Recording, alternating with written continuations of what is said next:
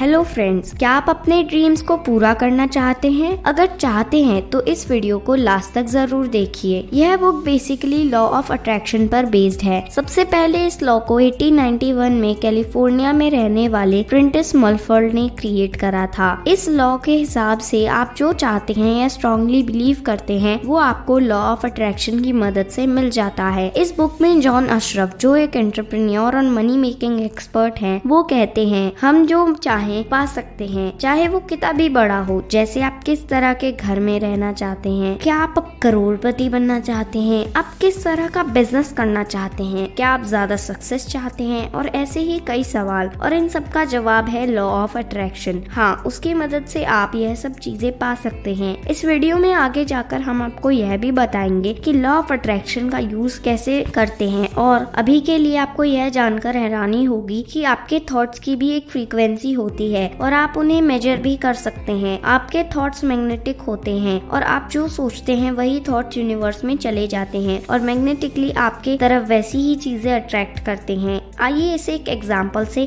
समझते हैं। जैसे एक television station transmission tower broadcast के जरिए एक फ्रीक्वेंसी रिलीज करता है जो बाद में हमारे टेलीविजन पर पिक्चर के तौर पर आती है। हम में से काफी लोग यह नहीं जानते कि फ्रीक्वेंसी कैसे काम करती है, पर हम यह जानते हैं कि टीवी चैनल की एक फ्रीक्वेंसी होती है। अगर हम दूसरी पिक्चर अपने टीवी पर देखना चाहते हैं तो हम चैनल को बदलकर दूसरी फ्रीक्वेंसी में वाइब्रेट करने लगते हैं। इसी तरह हम एक ह्यूमन ट्रांसमिशन टावर हैं। हम सबसे ज्यादा पावरफुल टावर हैं इस अर्थ का। हमारा ट्रांसमिशन हमारी लाइफ क्रिएट करता है और हमारा वर्ल्ड भी क्रिएट करता है। हम यहाँ पर फ्रीक्वेंसी अपने थॉट के द्वारा ट्रांसमिट करते हैं। अब डॉक्टर जो वाइटेल, जो एक मेटाफिजिशियन और ऑथर हैं, वो कहते हैं कि आपकी लाइफ में जो कुछ भी आपके आसपास है, आप जिन चीजों के बारे में शिकायत कर रहे हैं, आपने उनको अट्रैक्ट किया है। अब मुझे पता है कि पहली बार में यह कुछ ऐसा होने वाला है जिसे सुनकर आप नफरत करते हैं। आप तुरंत कहने जा रहे हैं मैंने कार एक्सीडेंट को अट्रैक्ट नहीं किया, मैंने इस कस्टमर को अट्रैक्ट नहीं किया जिसकी वजह से मेरा ऑफिस में बुरा दिन बीता, मैंने कर्ज को अट्रैक्ट नहीं किया। इस बात पर बॉब डॉयली, जो एक ऑथर और लॉ ऑफ अट्रैक्शन स्पेशलिस्ट हैं, वो कहते हैं कि हम ये चीज बाय डिफॉल्ट अट्रैक्ट करते हैं। हम सोचते हैं कि हमारी किसी भी चीज से अट्रैक्ट हो जाना हमारे कंट्रोल में नहीं है और हमारे थॉट्स और फीलिंग ऑटो पायलट पर चले जाते हैं। और इसीलिए जब हम बुरा फील करते हैं तो हम बुरी चीजें अट्रैक्ट करने की फ्रीक्वेंसी पर होते हैं, और जब हम अच्छा फील करते हैं तो हम पावरफुली अच्छी चीजें अट्रैक्ट करते हैं। अब ऑथर हमें बाय डिफॉल्ट चीजों को ना अट्रैक्ट करने का सोल्यूशन बताते हैं और इस सोल्यूशन का नाम है सीक्रेट शिफ्टर्स। इनकी मदद से आप अच्छी चीजों को अट्रैक्ट करते हैं।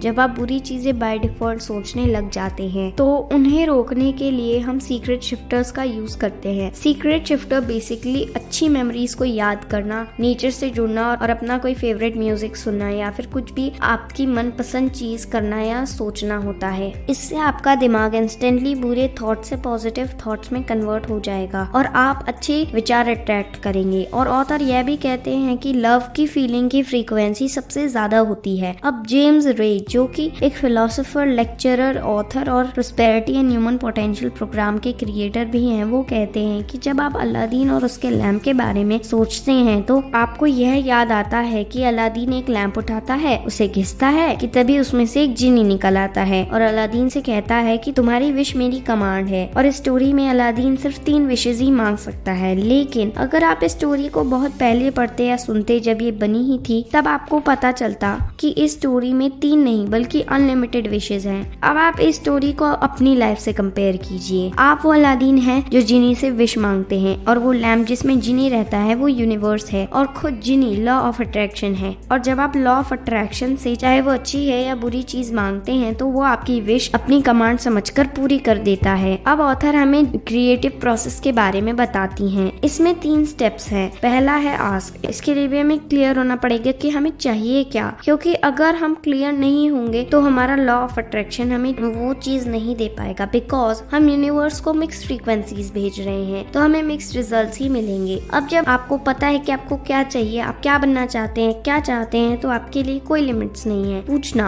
आस्क, इस क्रिएटिव प्रोसेस का पहला स्टेप है। तो इसे अपने हैबिट बनाइए। अगर आपको कोई चॉइस लेनी हो और आपको समझ नहीं आ रहा हो कि आपको क्या चूज करना चाहिए तो बस अपने आप से पूछिए। अब आते हैं सेकंड स्टेप यानी बिलीव पर। ऑथर तो यह भी कहती हैं कि अगर आपको कोई चीज लॉ ऑफ अट्रैक्शन की मदद से और जल्दी या स्पीडली चाहिए तो आप ये बिलीव करना शुरू कर दे कि वो चीज आपके पास पहले से ही है और अनजाने में पूरा यूनिवर्स आपको वो चीज देने में लग जाएगा। लेकिन अगर आपके थॉट्स बार बार ये नोटिस करते रहे कि आपको वो चीज अब तक नहीं मिली है तो हो सकता है कि लॉ ऑफ अट्रैक्शन काम ना करे, क्योंकि आप यूनिवर्स को मिक्स्ड फ्रीक्वेंसीज भेज रहे हैं। इसलिए अपने थॉट्स को उस चीज पर फोकस कीजिए जो आपको चाहिए, जैसे एक वेकेशन बुक करना, एक ब्रांड न्यू कार ऑर्डर करना या एक घर खरीदना। आप जानते हैं कि अब वो आपके हैं, लेकिन अगर आप उन चीजों को खरीदने या बुक करने से पहले बिलीव कर लें कि वो आपके हैं तो आपको ही मिलेंगे। इस बात पर लिसा निकोलस, जो एक ऑथर और पर्सनल एम्पावरमेंट एडवोकेट हैं, वो कहती हैं कि मोस्ट ऑफ द टाइम जब हम उन चीजों को नहीं देखते हैं जिनकी हमने रिक्वेस्ट करी थी तो हम फ्रस्ट्रेटेड हो जाते हैं, हम डिसअपॉइंटेड हो जाते हैं और हमें डाउट होने लगता है। डाउट डिसअपॉइंटमेंट की भावना लाता है। उस डाउट को लें और उसे शिफ्ट करें, उस भावना को पहचानें और उसे अटूट विश्वास की भावना से बदलें और कहें मुझे पता है कि लॉ ऑफ अट्रैक्शन काम कर रहा है। अब ऑथर हमें थर्ड स्टेप यानी रिसीव के बारे में बताती हैं, पर इससे पहले मार्शी शिमोफ इस प्रोसेस के बारे में ब्रीफ में बताती हैं। वो कहती हैं कि इस प्रोसेस में अच्छा और हैप्पी फील करना सबसे इम्पोर्टेंट है, क्योंकि जब हम अच्छा फील करते हैं तो हम अपने आप को फ्रीक्वेंसी में डाल रहे हैं जो हमें असल में चाहिए। अब ऑथर हमें समझाती हैं कि हमें अपने आप से पूछना चाहिए, बिलीव करना चाहिए और अच्छा फील करना चाहिए। इसके बाद ऑथर हमें बताती हैं कि सीक्रेट हमारी हेल्थ पे कैसे काम करता है और इसके लिए वो कैथी गुडमैन का एग्जाम्पल देती हैं, जो ये मानती हैं कि laughter is the best medicine. वो अपनी पर्सनल लाइफ से जुड़ा एक इंसिडेंट शेयर करती हैं। कैथी कहती हैं कि उन्हें ब्रेस्ट कैंसर डायग्नोज हुआ था। वो ये बिलीव करती थी कि वो ठीक हो चुकी हैं। वो हर दिन अपने आप से कहती मुझे हील करने के लिए थैंक यू गॉड, और वो ऐसा मानती थी कि उन्हें तो कोई कैंसर ही नहीं है। वो अपने आप को हील करने के लिए फनी मूवीज देखा करती थी। किसी भी डिसीज को हील होते वक्त स्ट्रेस लेना सबसे वर्स्ट थिंग होगी। इसी तरह की पॉजिटिव एटीट्यूड की वजह से वो 3 महीनों में विदाउट रेडिएशन और कीमोथेरेपी